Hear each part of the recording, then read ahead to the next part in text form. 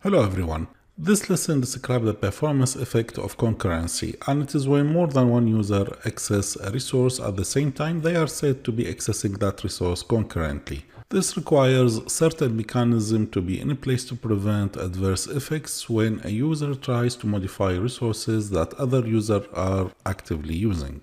This is called concurrency control. And if a data storage has no concurrency control, users could see the following side effects. Let us see the side effects. Either lost update or dirty read or non-repeatable read or phantom read.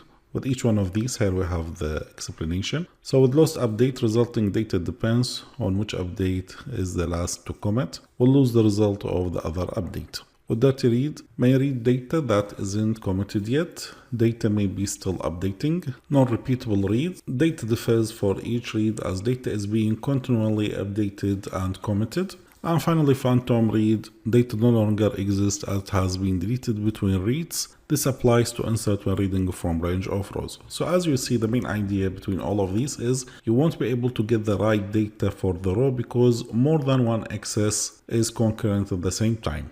To find an answer for all the problems we had, we need now to practice isolation level. And this defines the degree to which one transaction must be isolated from data modification made by other transaction. The main idea of isolation level is to lock the data when we have multiple access to it. The main access will have the right to read-write the data while all other access will be allowed to read only. So by this we are not going to have a conflict or overwrite in data. One of the main practice of isolation is locking, and data can be locked to prevent other users from accessing it when it is being modified by another user or transaction. In the lab later we will see how we can apply locking and blocking to see the effect of them. Thanks for watching.